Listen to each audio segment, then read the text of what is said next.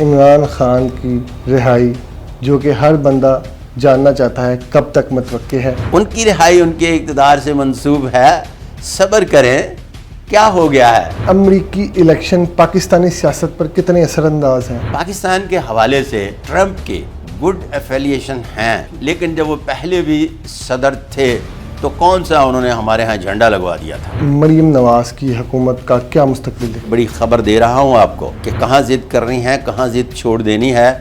تو ایسے لوگ جب اپنی سروائیول کا گول بناتے ہیں تو سروائیول کے لیے ہر مشکل راستے سے بھی گزرنا جانتے ہیں۔ واللہ عالم بالصواب۔ 200 ملکوں میں خان صاحب اتنے چاہے گئے کہ پاکستان کے کسی بھی سیاستدان کو اتنی مقبولیت اور شہرت نہ ملی اور آگے چل کر بات نہیں کی جا سکتی۔ وہ سیاسی چال جو اصولی طور پر یوں کر کے شطرنج کی چال کی طرح ڈالتے ہیں، خان صاحب کو ابھی کسی حد تک ڈالنا آ گئی ہے۔ ان کے جوتے بھی 20 کروڑ میں بیچے جا سکتے ہیں۔ خان صاحب کی مقدر کی لکیر ابھی تھوڑی سی زگ زیگ میں جا رہی ہے، جب زگ زیگ سے تھوڑی سی نکلے گی تو اس کے بعد وہ ابھی راہداریاں وہ جو اقتدار سے متعلق نکلتی ہیں اس میں آہستہ آہستہ سے بہتری کی طرف آنا شروع ہوں گے۔ السلام علیکم جی، آپ دیکھ رہے ہیں جی این این اور میں ہوں طیب سلہڑی۔ ناظرین، ڈونلڈ ٹرمپ جو ہیں وہ الیکشن جیت چکے ہیں اور ایک بار پھر سے امریکی صدر منتخب ہو چکے ہیں۔ پاکستان میں ڈونلڈ ٹرمپ کو لے کر جو ہے وہ ایک تاثر پایا جا رہا ہے، بالخصوص پاکستان تحریک انصاف کے جو لوگ ہیں، جو چاہنے والے ہیں پاکستان تحریک انصاف کے، ان میں ایک مت ہے کہ جی ڈونلڈ ٹرمپ کی حکومت آئے گی تو عمران خان جو ہے ان کے لیے کوئی نرمی پیدا ہوگی، وہ رہا ہو جائیں گے، پی ٹی آئی کے لیے جو ہے وہ حالات بہتر ہو جائیں گے اور حکومت پر جو ہے وہ پریشر بلڈ ہوگا۔ ہمارے ساتھ معروف پامسٹ صادق ملک صاحب موجود ہیں، ان سے جانتے ہیں اور بات کرتے ہیں کہ ان کا انالیسس کیا کہتا ہے، یہ کیا پریڈکشن کرتے ہیں۔ السلام علیکم سر۔ وعلیکم السلام ورحمۃ اللہ وبرکاتہ۔ کیسے ہیں آپ؟ الحمدللہ سر، آپ سنائیں کیسے ہیں؟ خیریت سے؟ الحمدللہ الحمدللہ۔ سر، ڈونلڈ ٹرمپ صاحب جو ہیں وہ ایک دفعہ پھر سے پریزیڈنٹ بن گئے ہیں امریکہ کے، اور لوگ جو ہیں وہ ہر طرف یہی باتیں کرتے دکھائی دے رہے ہیں کہ ٹرمپ آ گیا اب تو خان باہر آ جائے گا۔ آپ کو کیا لگتا ہے؟ اچھا جی، اس طرح سے ہے کہ میں بحیثیت طالب علم مقدر شناس ہوں۔ ایک ماں 7 بیٹے پیدا کرتی ہے تو 7 کی قسمت اپنی اپنی ہوتی ہے، لیکن 7 باپ کے نام سے پہچانے جاتے ہیں۔ پھر اس کے بعد دنیا میں ہر پیدا ہونے والا شخص اپنی قسمت آپ لے کر پیدا ہوتا ہے۔ تیسری بات یہ ہے کہ کسی کے ساتھ بھی اٹیچمنٹ جو ہے وہ تقدیر معلق سے متعلق آتی ہے اور اس میں تھوڑا بہت تو فائدہ ہوتا ہے اور اس میں کوئی بھی دوسری رائے نہیں، لیکن جب تقدیر مقید کی بات کرتے ہیں تو وہ خان صاحب کی اپنی ہے۔ اس کا تعلق جو ہے اس پاپولر جو تقدیر معلق ہے اس سے نہیں۔ واللہ عالم بالصواب۔ صحیح۔ اچھا، یہ جو ابھی معاملات چل رہے ہیں تو یہ آپ کو کیا لگتا ہے کہ یہ من گھڑت باتیں ہیں یا پھر واقعی کوئی تبدیلی آنے جا رہی ہے؟ نومبر کا جو منتھ ہے بڑا امپورٹنٹ کہا جا رہا تھا کہ جی بڑا اہم ہے، اور بھی بہت سے پامسٹ ہیں انہوں نے یہ پریڈکشن کی، تو آپ مجھے بتائیے گا کہ آپ کی باتیں جو ہے وہ لوگ بڑے دھیان سے سنتے ہیں، بڑے غور سے سنتے ہیں، تو آپ اپنی پریڈکشن بتائیے گا کہ کیا نومبر اس لیے اتنا اہم تھا کہ ڈونلڈ ٹرمپ نے جو ہے وہ صدر بننا ہے اور جو ہے کوئی معاملات بہتر ہونے ہیں؟ اچھا، میں آج آپ کو ایک بڑی اہم چیز سے متعارف کروانے جا رہا ہوں۔ دنیا بھر میں پیش گوئی جو ہے یہ رائے عامہ ہموار کرنے کا ذریعہ ہوتی ہے اور یہ صدیوں سے اس کا حاکم باقاعدگی سے استعمال کرتے چلے آ رہے ہیں۔ ٹھیک ہے۔ جب میں ایک لفظ سکرپٹڈ پیش گوئیوں کی کرتا ہوں نا، سکرپٹڈ پیش گوئیاں وہی ہوتی ہیں کہ پہلے ماحول بنایا جاتا ہے اور پھر اس ڈپارٹمنٹ کے لوگوں کو بھی شامل کیا جاتا ہے۔ اوکے۔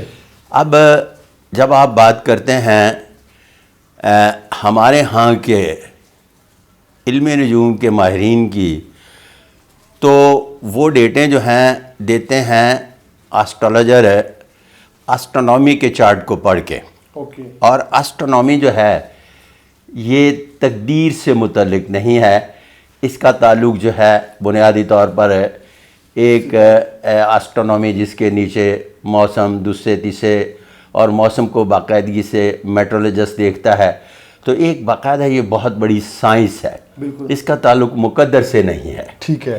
اب رائے عامہ ہموار کرنے کے لیے کرتے کیا ہیں کہ وہ تو ان کی پہنچ نہیں ہے. میں باقاعدگی سے گزارش پیش کر رہا ہوں کہ پاکستان میں سب سے پہلے جب بات کرتے ہیں کہ کیا ان حاکموں تک پہنچ ہے کہ جو ان سے سکرپٹڈ پیش گوئیاں کروا لیں، یا انہوں نے اپنی ورتھ اس حد تک بنا لی ہے. کیوں؟ اس لیے کہ ایک الیکشن سے پہلے مجھے سکرپٹڈ پیش گوئیوں کا کہا گیا تھا، میں نے انکار کیا. جب انکار کیا تو مجھے ایک بہت بڑے چینل کے مالک نے کہا جہاں سے الیکشن کے نتائج آنا تھے کہ پرچہ ہو جائے گا آپ پر، اور اس کے بعد باقاعدہ ایک جھوٹا بہت بڑا پرچہ ہوا اور ملک سے باہر جانا پڑا. 2 سال میں ملک سے باہر رہ کر آیا. اس کا مطلب یہ ہوا کہ یا تو دوسری طرف آپ اپنی ورتھ بنائیں کہ لوگ آپ کی کہی ہوئی بات پر کان دھریں. جب کوئی نجومی یہ کہتا ہے نا کہ فلاں نومبر کو، اس کا مطلب ہے اس کا ڈیٹا چیک کریں تو وہ آرمی چیف کی ریٹائرمنٹ سے متعلق ہوگا. فلاں دسمبر کو وہاں کچھ نہ کچھ اس قسم کی سچویشن پیدا ہونے جا رہی ہوگی. ان کے مہینے کبھی غور سے سنیے گا، ان کے مہینے اور دن کبھی غور سے سنیے گا. یا تو کسی نہ کسی جج کی تاریخ سے متعلق ہوں گے، یا ریٹائرمنٹ سے متعلق ہوں گے، یا الیکشن کے نزدیک جب ماحول بگڑ رہا ہے تو اس سے متعلق ہوں گے. باقاعدگی سے جو ایک لفظ پیش گوئی ہے وہ ہوتی ہے یا نہیں ہوتی. جب نہیں ہوتی تو پھر پوری قوم سے معافی مانگ کے دوبارہ آنا پڑتا ہے. تو یہ جتنی بھی پیش گوئیاں ڈیٹیں دی جا رہی ہیں، ان ذرا ڈیٹوں کو چیک کر لیجئے گا تو یہ ساری کی ساری ڈیٹیں ہوتی ہیں حالات حاضرہ سے متعلق. واللہ اعلم بالصواب. ٹھیک ہے. آپ کی پیش گوئی کیا ہے اور آپ کا کیا انالیسز ہے اس کے متعلق کہ کیا پی ٹی آئی کے لیے کچھ بہتری ہونے جا رہی ہے؟ یہ صرف یہ متھ کی حد تک ہے، لوگوں کے ذہنوں میں ایک ویسے ہی ایک ڈونلڈ ٹرمپ کو لے کر جو ہے وہ نرمی پائی جاتی ہے، جی عمران خان کی ان کے ساتھ اچھی دوستی ہے، شاید کوئی اس طرح سے ڈونلڈ ٹرمپ صاحب آئیں گے اور خان صاحب کو جو ہے وہ جیل سے باہر نکال دیں گے، ایسا کچھ ہے؟ اچھا، اس طرح سے ہے کہ میں خان صاحب کا زبردست پرستار ہوں، لیکن ایک بات یاد رہے کہ امریکن پالیسی جو ہے اس کا کسی حد تک رول ہوتا ہے صدر کا. پھر اس کے بعد ان کے باقاعدہ جو ایک تھنک ٹینک ہے نا وہ اور CIA کام کرتی ہے. اب میرے پیارے یاروں کو پتہ نہیں ہے کہ ہر ملک اپنے مفادات دیکھتا ہے، اپنے مفادات قربان کر کے کسی ایک مخصوص شخص کے لیے کام نہیں کرتا. اب یہ یوتھیوں کو میری بات بری لگے گی لیکن ہے 100% درست. انتہائی معافی کے ساتھ گالیاں دیجئے، جتنی جی چاہے گالیاں دیجئے، لیکن اس یقین کے ساتھ دیجئے کہ میں بالکل پٹواری نہیں ہوں. ٹھیک ہے، آگے چلتے ہیں. ٹھیک ہے. آگے اس طرح سے ہے کہ 2018 سے میری ایک متھ چلی آ رہی ہے جو یہ ہے کہ ایک غیر لسانی اور غیر قبائلی معاشرہ تشکیل پانے جا رہا ہے جس کو مخلوط معاشرہ کہتے ہیں. ٹھیک ہے. جو غیر مذہبی نہیں ہوگا. پھر اس کے بعد مہنگائی کا گراف 2025 تک چلتا ہی چلا جائے گا. جب اوپر چلتا ہی چلا جائے گا تو یہاں مڈل کلاس ختم ہو جائے گی، اور جو اب سروے آ رہے ہیں اس کے مطابق 80% مڈل کلاس ختم ہو گئی، اور یہ 20% بھی ختم ہو جائے تو اچھا ہے، اس لیے کہ اس کلاس کے جو لوگ ہیں نا انہوں نے پوری پاکستان کی ان لوگوں کی ترقی کو بھی روکا ہوا ہے. کیوں؟ اس لیے کہ گھر میں ایک کام کرتا ہے، باقی 9 کتے پالے ہوتے ہیں، وہ خود سارے ان کے خرچے برداشت کر رہا ہوتا ہے. یہ متھ ٹوٹ جائے گی 25 کے بعد. آہستہ آہستہ لوگوں کو کام پر جانا پڑے گا. جب کام پر جانا پڑے گا تو جو کمائے گا وہ کھائے گا. اب یہ نہیں کہ ایک کمائے گا تو 10 کھائیں گے. یہ رواج تھوڑا سا اب 25 کے بعد ختم ہونے جا رہا ہے، کیونکہ مہنگائی کا گراف اتنا اوپر چلے جائے گا کہ وہ 1+10 کا دستور جو ہے وہ ختم ہونے جا رہا ہے. اب آتے ہیں خان صاحب کی طرف. خان صاحب بنیادی طور پر بلا شک و شبہ زبردست کرکٹر تھے. کمال کی سیلیبریٹی ہیں لیکن سیاستدان نہیں. اب ان کا جو فین فالور ہے دنیا بھر میں نہیں 200 ملکوں میں خان صاحب اتنے چاہے گئے کہ پاکستان کے کسی بھی سیاستدان کو اتنی مقبولیت اور شہرت نہ ملی اور آگے چل کر بات نہیں کی جا سکتی. اتنے شہرت و مقبولیت کے حامل شخص کے ہاتھ پر مقدر کی لکیر اپنی ہے. نصیب اپنا اپنا آپ نے سنا ہوگا. میں چھوٹا سا بسوں میں سفر کرتا تھا تو اس پہ لکھا ہوتا تھا نصیب اپنا اپنا. اسکولوں کی دیواروں میں بھی لکھا ہوتا تھا کہ نصیب اپنا اپنا. تو نصیب اپنے کے حوالے سے اس طرح سے ہے کہ وہ سیاسی چال جو اصولی طور پر یوں کر کے شطرنج کی چال کی طرح ڈالتے ہیں خان صاحب کو ابھی کسی حد تک ڈالنا آ گئی ہے. باقی جہاں تک بحثیت سیلیبریٹی بات کریں تو ان کے جوتے بھی 20 کروڑ میں بیچے جا سکتے ہیں جبکہ پولیٹیشین کی اپنے گھر باہر کے سارے کپڑوں کی نیلامی بھی جو ہے نا وہ 20,000 میں نہیں ہوگی. بالکل. آپ نے کہا نصیب اپنا اپنا, تو عمران خان کا جو مقدر ہے اس میں کیا دیکھتے ہیں؟ ابھی اس طرح سے ہے کہ مقدر کی لکیروں کا آہستہ آہستہ اپنے فریم ورک میں آ رہی ہیں. جتنی جلدی اس تبدیلی کے حوالے سے تبدیلیوں کی بات کی جا رہی ہے اس میں دیکھیں نا ایک پروسیس ہے, پروسیس چل رہا ہے, اس پروسیس نے آگے نکلنا ہے. اس میں اگر ایک شخص قید میں چلا گیا تو اس نے قید سے باہر بھی تو آنا ہے نا. بات اہم یہ ہے کہ کیا پیش گوئی کی گئی کہ 23 کو آ جائیں گے, 24 کو آ جائیں گے. میرا ریکارڈ اٹھا کے دیکھ لیں, میں نے کسی بھی جگہ جب سے خان صاحب تشریف لائے ہیں اور پھر اس سے پہلے کہا تھا جب انہوں نے اپنے چاروں طرف ایک بہت بڑا حصار بنایا ہوا تھا تو میں کہتا تھا کہ یہ جیل جانے سے ڈرتے ہیں. اور پھر اس کے بعد جب جیل چلے گئے تو میں نے باقاعدگی سے کہا کہ وہ جیل میں جا کر اڑ کر بیٹھ جائیں گے کہ نہیں میں جیل بیٹھا ہوا ہوں اور میں اپنی شرائط پہ جیل سے باہر آؤں گا, میں آپ کی شرائط پر باہر نہیں آؤں گا. کیوں؟ اس لیے کہ سیاستدان نہیں ہیں اور وہ بنیادی طور پر ضدی طبیعت کے نہیں بلکہ ان کے اندر ایک قدرت نے کشش رکھی ہے جس کی بنیاد پر وہ خاص و عام میں اتنے چاہے جاتے ہیں جو دوسرے پاکستانی سیاستدان کی کسی نصیب میں بھی نہیں ہے. والعالم بالصواب. صحیح. آپ نے کہا کہ وہ سیاستدان نہیں ہیں پھر بھی ان کی اتنی مقبولیت. سیلیبریٹی ہے بھائی, سیلیبریٹی کی سیاستدان سے کہیں زیادہ مقبولیت ہوتی ہے. اور دوسری بات یہ ہے کہ بے شمار دنیا کی سیلیبریٹی جو ہیں ان میں سے بھی لوگ پالیٹکس میں آئے اور ملک کے سربراہ بنے. تو سیلیبریٹی ہونے کا مقصد یہ تو نہیں ہے کہ وہ ملک کے سربراہ نہیں بن سکتے.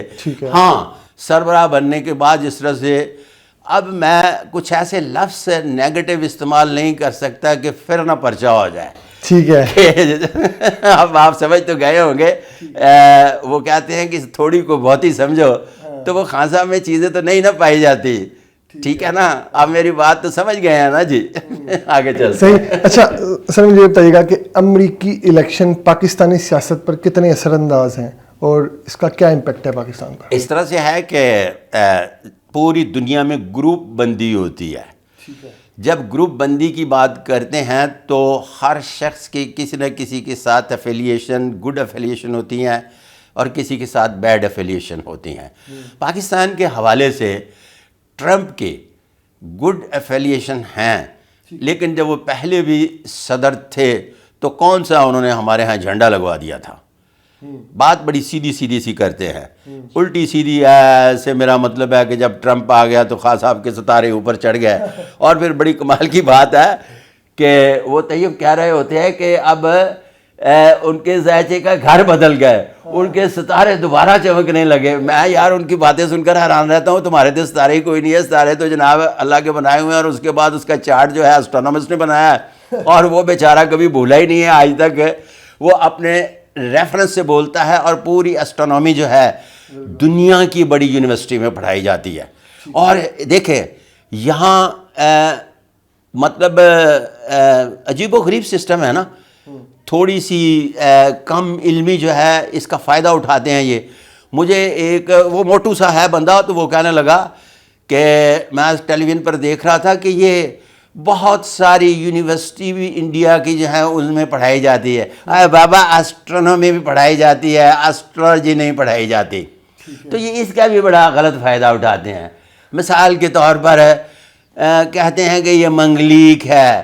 اور بابا کون سا منگلیک ہے؟ خدا کے لیے میں آپ کے ہاتھ جوڑتا ہوں، آپ نے عورتیں بوڑھی کر چھوڑی ہیں منگلیک کے چکر میں کہ اس کا میاں مر جائے گا. میرے ہاں پتہ کیا ہے؟ میرے ہاں تو بڑا آپ سے بالکل 100 ڈگری جو ہے نا یوں کر کے آ جائیں تو اپوزٹ بولتا ہوں. مثال کے طور پر مجھے ابھی پچھلے دنوں اتفاق ہو رہا تھا کہ میں ہاتھ دیکھ رہا تھا تو ان موصوف کی شادی کے دن بھی آ رہے تھے.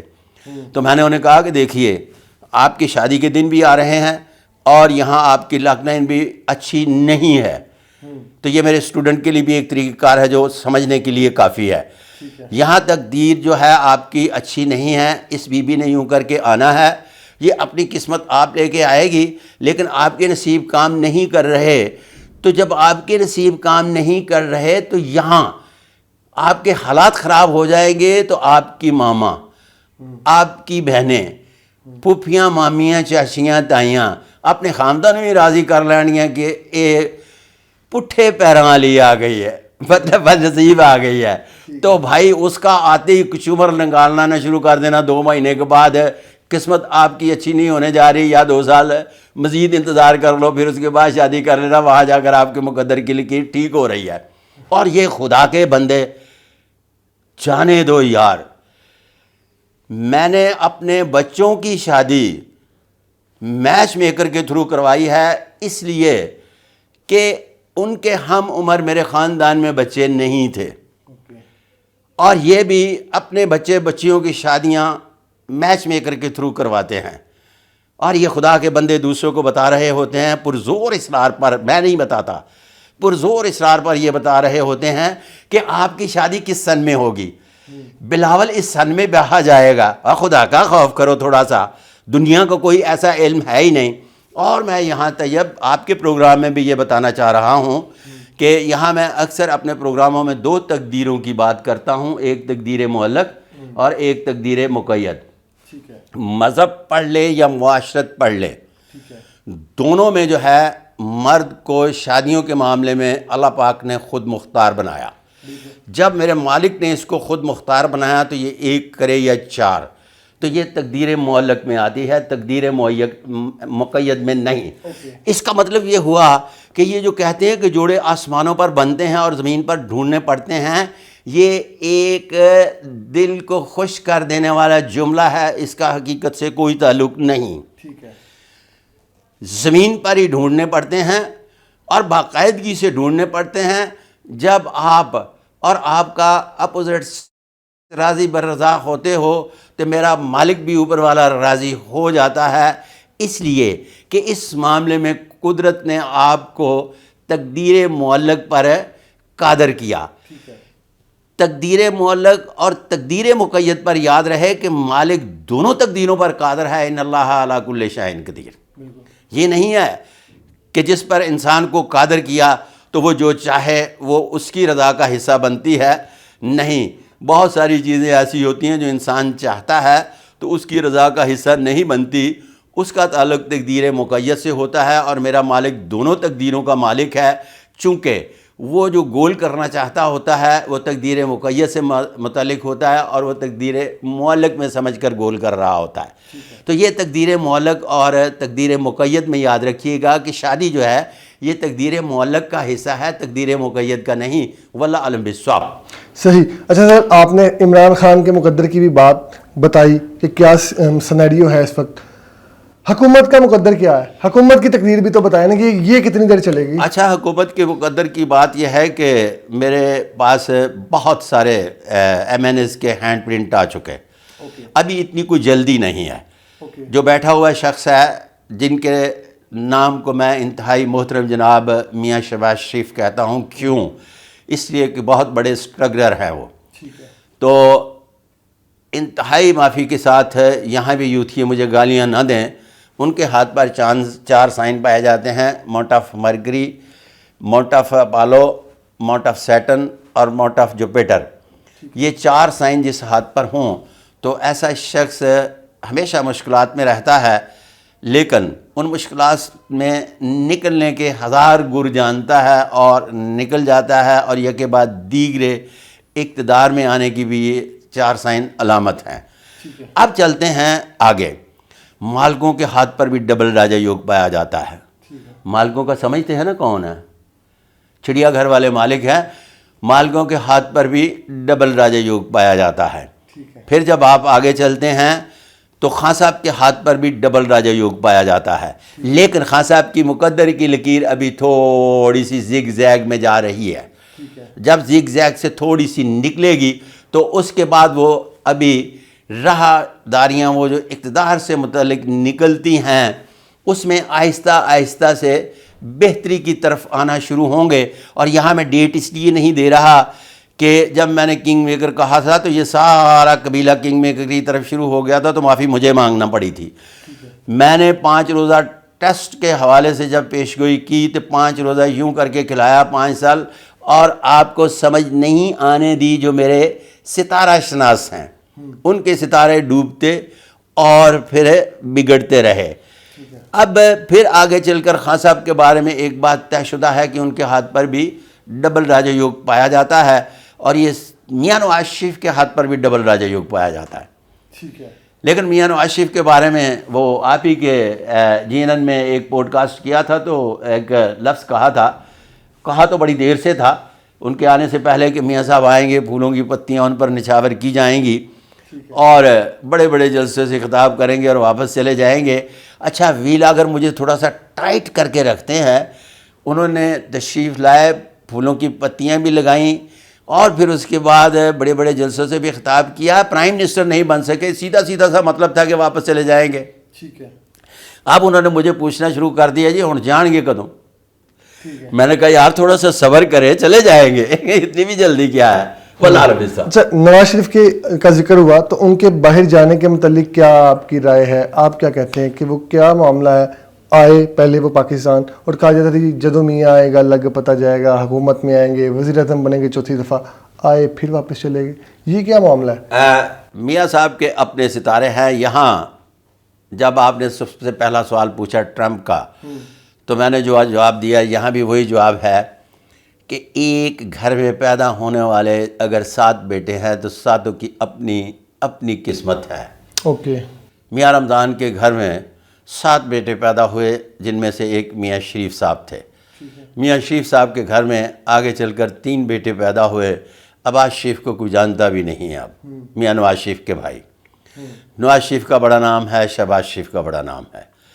اب ایک ہی گھر میں پیدا ہونے والے ایک لوگ جو ہیں بہت پاپولر ہیں، بڑے میاں صاحب کے بچوں کے نام سے بھی کوئی واقف نہیں ہے، بہت کم لوگ جانتے ہیں۔ چھوٹے میاں صاحب کے ایک بیٹے کے نام سے زبان زد عام ہے، ساری دنیا جانتی ہے، دوسرے بیٹے کے نام سے بھی بہت کم لوگ واقف ہیں۔ تو ہر شخص اپنی تقدیر لے کر پیدا ہوتا ہے۔ میاں صاحب کے بارے میں جو کہا، آئیں گے بڑے بڑے جلسوں سے خطاب کریں گے اور چلے جائیں گے، اس کا مطلب سمپل سا ہے کہ آئے بڑے بڑے جلسوں سے خطاب کیا اور چلے گئے۔ اب جب سیاست کی بات کرتے ہیں تو وہ وہاں ہوں یا یہاں بیٹھے سیاست کرتے رہیں گے، اللہ اللہ خیر صلاح۔ جسٹس یحییٰ آفریدی صاحب آئے اور تب بھی کہا جی ایک دم حالات چینج ہو جائیں گے، قاضی فائز صاحب چلے گئے ہیں جی، اب نئے چیف جسٹس آ گئے ہیں، پھر کوئی بڑی تبدیلی آ جائے گی، لیکن ایک دم سے پھر معاملہ ٹھنڈے ہو گئے۔ اچھا یہ جتنی بھی تبدیلیاں لے کے آتے ہیں نا میرے قبیلے کے لوگ، یہ جب چیف جسٹس کی ریٹائرمنٹ ہوتی ہے، نیا چیف جج لگنے والا ہوتا ہے، کوئی آرمی چیف جا رہا ہوتا ہے، کسی آرمی چیف نے آنا ہوتا ہے، تو ان کی پیش گوئیاں آپ غور سے سنیں۔ میں نے دوبارہ پھر عرض کر رہا ہوں اور ایڈیٹر سے میری گزارش ہے کہ اس کو کٹ نہ کرے، یہ بہت ضروری چیز ہے جو لوگوں کو سمجھ آنی چاہیے کہ ان کی ہر تبدیلی کسی نہ کسی ایونٹ سے متعلق ہوتی ہے۔ کوئی 10 دن پہلے پیش گوئی کر دیتا ہے، کوئی 20 دن، کوئی 25 دن، کوئی 1 مہینہ پہلے پیش گوئی کر دیتا ہے۔ ان کی پیش گوئیاں ایونٹ سے متعلق ہوتی ہیں، ان کی پیش گوئی کا کوئی سر منہ پیر نہیں ہوندا کہ سر تسی میرے کو سر منہ پیر تو بغیر پیش گوئی نہیں کروا سکتے۔ جسٹس یحییٰ آفریدی کے متعلق بتائیے گا کہ ان کے آنے سے کیا کچھ بہتری آئے گی، کیا تبدیلیاں آئیں گی، یا بالکل یہ بھی جس طرح قاضی فائز عیسیٰ صاحب تھے ویسے ہی 2018 سے بے شمار ججز میرے پاس تشریف لاتے ہیں، بیوروکریسی، پھر اس کے بعد آرمڈ فورسز سے متعلق چیف آف آرمی سے لے کر 3 اسٹار جرنیل، جوائنٹ چیف آف آرمی، پھر اس کے بعد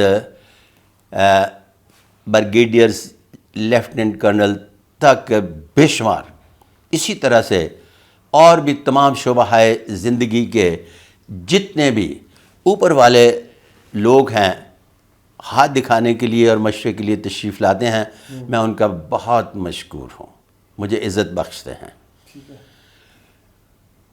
اب جب آپ بات کرتے ہیں قاضی فائز عیسیٰ کی، تو ان کے آنے سے پہلے دیکھے ہوئے تھے کسی کے ہاتھ، تو کہا تھا کہ جو بیٹھے ہوئے ہیں اور جن کی باری بنتی ہے ان کو کہا جائے گا کہ ہم آپ کو جج نہیں بنا رہے، اور یہ باقاعدگی سے میری آن ایئر جا چکی ہے، اور ایک پوڈ کاسٹ میں میں نے تقریباً کوئی 3-4 ماہ بنتے ہیں اس وقت باقاعدگی سے پیش گوئی کی تھی، یہ بار بار نہیں کی، اور باقاعدگی سے پیش گوئی کی تھی۔ اب حالات میں جب بھی کوئی شخص کسی بھی سیٹ پر آتا ہے نا، ایک ڈی پی او چلے جاتا ہے تو دوسرا ڈی پی او آتا ہے، پہلا انکاؤنٹر اسپیشلسٹ ہوتا ہے تو سب سے پہلے وہ فائلیں منگواتا ہے کہ کون کون سے لوگ مطلوب ہیں اور کن کن مقدمات میں مطلوب ہیں، تو وہ ٹھا ٹھا ٹھا ٹھا کرنی شروع کر دیتا ہے۔ دوسرا اسی سیٹ پر ڈی پی او آ کر بیٹھتا ہے نا، تو وہ پوچھتا ہے کہ کون کون سے مسائل ہیں اس ضلع کے، وہ سارے کے سارے لا اینڈ آرڈر سے متعلق مجھے بتائے جائیں، اور ان کی کمیٹی جو ہے ڈی ایس پی صاحبان، سارے ایس ایچ او صاحبان بٹھا لیتا ہے اور پوچھتا ہے، رائے لیتا ہے کہ یہ کانسٹیچوئنسی کس کس طرح سے ہے اور اس کا کیا حل ہے۔ جب بھی کوئی بھی افسر ایک ہی وہ سیٹ جس پر پہلے ایک شخص بیٹھا ہوا تھا، جب وہ آتا ہے دوسرا، تو وہ اپنا ایک مائنڈ سیٹ لے کر آتا ہے، نہ تو یحییٰ آفریدی صاحب جناب فائز عیسیٰ ہیں، اور نہ ہی میں بہت بڑی گزارش پیش کرنے جا رہا ہوں، اور نہ ہی عمر عطا بندیال ہیں ولا عالم صاحب۔ صحیح۔ اچھا، مولانا فضل الرحمان صاحب جو ہیں وہ خاصے خبروں میں ڈسکس ہوتے رہے ہیں کہ جی ترمیم ہوگی، اس میں ان کا بڑا اہم کردار تھا، تو کچھ لوگ انہوں نے پی ٹی آئی کے لوگوں سے بھی ملاقاتیں کی، حکومتی لوگوں سے بھی ملاقاتیں کی، ان کے متعلق کیا پریڈکشن کریں گے، یا ان کے متعلق بتائیے گا کہ ان کا کیا کردار ہے، کیا رول ہے، اور یہ ترمیم کے متعلق جو ان کا ایک اہم کردار تھا، ان کے متعلق آپ کی کیا رائے ہے؟ دیکھیں، مولانا فضل الرحمان صاحب مولانا بھی ہیں، یہ مت بھولیے گا۔ ٹھیک ہے۔ 2 طرح کے طریقہ کار ہوتے ہیں جتنے بھی مولانا حضرات ہیں، وہ جب خطبہ دیتے ہیں تو ایک وہ سامنے والے کو سمجھایا جاتا ہے کہ کس میں اللہ راضی ہوتا ہے تو جنت میں جاؤ گے۔ ایک ریمیڈیز کے تمام معاملات کو وہ خود بھی جانتے ہیں، تو کون سا کام کرنے کے بعد اس کی ریمیڈی کیا ہے دے دی جائے تو وہ پھر بندہ جنت میں چلا جائے گا۔ لہذا آپ، میں اور میری قوم کے لوگوں کو بہت سارے ایسے ہیں جو ہم باقاعدگی سے اس بات سے آشنا نہیں ہیں، تو لہذا وہ وقت اور وقت کی رفتار دیکھ کر چلتے ہیں۔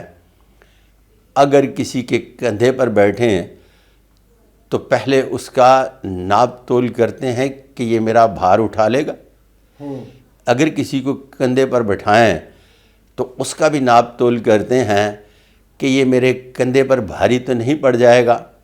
کیوں؟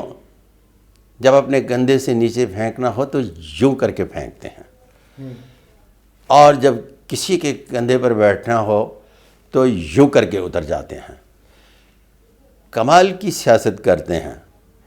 میں ان کے والد محترم جناب مفتی محمود رحمۃ اللہ علیہ کا بھی بہت پرستار تھا۔ وہ میرے شہر بورے والا میں ایک ہی دیوبند کا درس ہے، وہاں خطبے کے لیے تشریف لایا کرتے تھے، تو میں باقاعدگی سے ہر سال خطبہ سننے کے لیے جاتا تھا جتنا عرصہ بورے والا رہا۔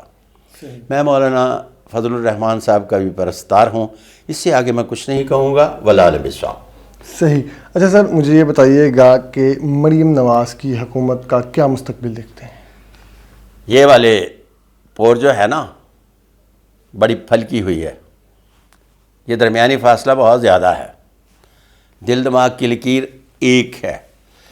دل دماغ کی لکیر والے کسی بھی شخص کے ساتھ جب 100 سال بھی چلتے ہیں نا تو سامنے والے یا ساتھ چلنے والے کو محسوس نہیں ہوتا کہ میرے ساتھ کس طرح سے آخر میں ہوگا.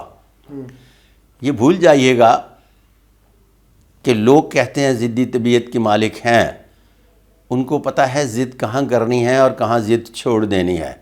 اور یہ میں آپ کے لیے بڑی خبر دے رہا ہوں آپ کو کہ کہاں ضد کرنی ہے کہاں ضد چھوڑ دینی ہے. تو ایسے لوگ جب اپنی سروائیول کا گول بناتے ہیں تو سروائیول کے لیے ہر مشکل راستے سے بھی گزرنا جانتے ہیں. واللہ اعلم بالصواب. صحیح. سر آخر میں بتاتے چلیے کہ عمران خان کی رہائی جو کہ ہر بندہ جاننا چاہتا ہے کب تک متوقع ہے؟ صبر کرو, اتنی ابھی جلدی کیا ہے, اس لیے کہ چیزیں اپنی اپنی جگہ پر بیٹھ رہی ہیں. ان کی رہائی ان کے اقتدار سے منسوب ہے. صبر کرے. یہاں میں بہت بڑی پیش گوئی کر گیا ہوں, یہاں میں نے ڈیٹے ویٹے نہیں دی, اب یہ ڈیٹے ویٹے دیتے رہیں. ان کی رہائی ان کے اقتدار سے منسوب ہے. صبر کریں. کیا ہو گیا ہے؟ واللہ اعلم بالصواب. اچھا بالکل آخری سوال, عمران خان کے متعلق ایک یہ بھی تاثر پایا جا رہا ہے اور لوگوں میں یہ جو چہم گوئیاں ہیں کہ جو حکومت ہے یا حکومتی لوگ ہیں, نواز شریف ہو گیا یا صدر پاکستان آصف علی زرداری صاحب بھی ملک سے باہر جا رہے ہیں, مریم بی بی بھی جا رہی ہیں, ترمیم انہوں نے کروا لی ہے منظور, اور کہا یہ جا رہا ہے کہ یہ عمران خان کو قتل کرنے کی سازش ہے. کیا عمران خان صاحب کے متعلق کوئی ایسی چیز چل رہی ہے؟ کیا ان کو مارنے کی سازش کی جا رہی ہے؟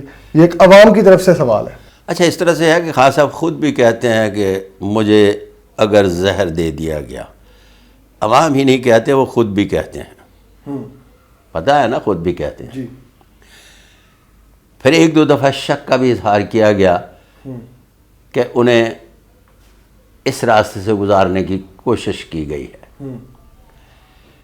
اب زندگی موت کے بارے میں فن دشناسی میں کوئی پیش گوئی نہیں ہوتی. ٹھیک ہے. یہ جو پنڈت ہے نا, پنڈت آسٹرولوجر, یہ کرتے ہیں مرنے جینے کی پیش گوئیاں.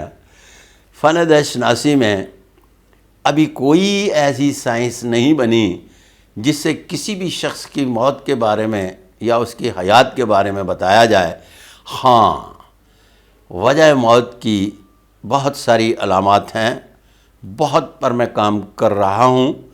جب تک میں زندہ ہوں کام کرتا رہوں گا, اور پھر اس کے بعد آنے والے جب اس پر کام کریں گے تو وہ باقاعدہ پیش گوئی کیا کریں گے. کیوں؟ بے شمار لوگ کہتے تھے, جب ہم کہتے تھے کہ بیٹی ہوگی یا بیٹا تو فتویٰ لگ جاتا تھا کہ جناب کفر کر رہے ہو. تو آج تو 2 ایک عورت اور مرد کے بعد بچہ کس طرح کا چاہتے ہو, اس کی آنکھیں کس کلر کی ہونی چاہیے, سائنس نے اس حد تک ترقی کر لی ہے. تو کہنے کا مقصد ہے کہ بہت ساری چیزیں میرا مالک تحقیق کرنے والوں کو پسند فرماتا ہے, تو میں اسی پسندیدگی کے نتیجے میں کوشش کر رہا ہوں کہ چیزوں کے انالیسس بنانے کے بعد, جس طرح سے ڈاکٹر کینسر پیشنٹ کو کہہ دیتا ہے کہ آپ کی زندگی اتنے دن کے لیے ہے, اسی طرح سے اگر ہاتھوں کے حوالے سے جو وجہ موت کی علامات پائی جاتی ہیں اس میں یہ نہیں سمجھ آتی کہ یہ کب اور کیسے مرے گا. کیسے مرے گا کہ پٹ اپ ہو گیا, کب مرے گا یہ نہیں ہو سکتا. اب کیسے بھی جو ہے وہ چند ایک علامات ہیں جن پر کام ہوا. واللہ اعلم بالصواب. خان صاحب کے ہاتھ پر 3 لکیریں, جو معروف قسم کی حادثاتی موت ہے اس کی لکیریں تو نہیں پائی جاتی. باقی زندگی موت کے بارے میں پھر اگین میں بتاتا چلوں کہ کسی بھی قسم کی کوئی رائے نہیں, یہ میری نہیں تحقیق, یہ جناب کیرو کی ہے. اور کیرو سے لے کر 300 سال تک جتنی بھی لکھی جانے والی کتابیں ہیں انہوں نے لکھا ہے. میں نے اس کو اصولی طور پر درست نہیں پایا. بہت سارے ایسے لوگ تھے جو ان تینوں لکیروں کے ایک جگہ پہ ہونے کی صورت میں حادثاتی موت کا شکار ہو گئے. شاہ نواز بھٹو، پھر اس کے بعد ان کے بھائی، جب ان کی مرتضیٰ بھٹو کی حادثاتی موت ہوئی تو ایگزیکٹ ایج آف 37 کے اوپر چل کر حادثاتی موت کی لکیر پائی جاتی تھی. اسی لکیر کو بارہا مرتبہ میں نے دیکھا تو بہت سارے لوگ حادثات کے بعد بچ گئے اور کچھ رائے ملک عدم ہو گئے. اس کا مطلب ہے کہ بہت ساری تحقیق کرنا ابھی باقی ہے. جب تحقیق مکمل ہوگی تو اس سوال کا بھی جواب دیا کریں گے، کیونکہ بات برائے بات نہیں کرتا. ایک بات غلط ہو جائے، مسٹیک ہونے میں کوئی حرج نہیں. مسٹیک ہوتی ہے اور ہو جانی چاہیے، لیکن بلنڈر نہیں ہونا چاہیے. اس پر بھی بات کریں گے جب اس پر کام ہو جائے گا. واللہ علم بالصواب. جی صادق ملک صاحب ہمارے ساتھ موجود تھے، کسی تعارف کے محتاج نہیں، آپ نے ان کی گفتگو ملاحظہ کی. آپ بھی اپنی رائے کا اظہار کمنٹ سیکشن میں ضرور کیجیے گا. اسی کے ساتھ ہی اپنے میزبان کو دیجیے اجازت. اللہ نگہبان.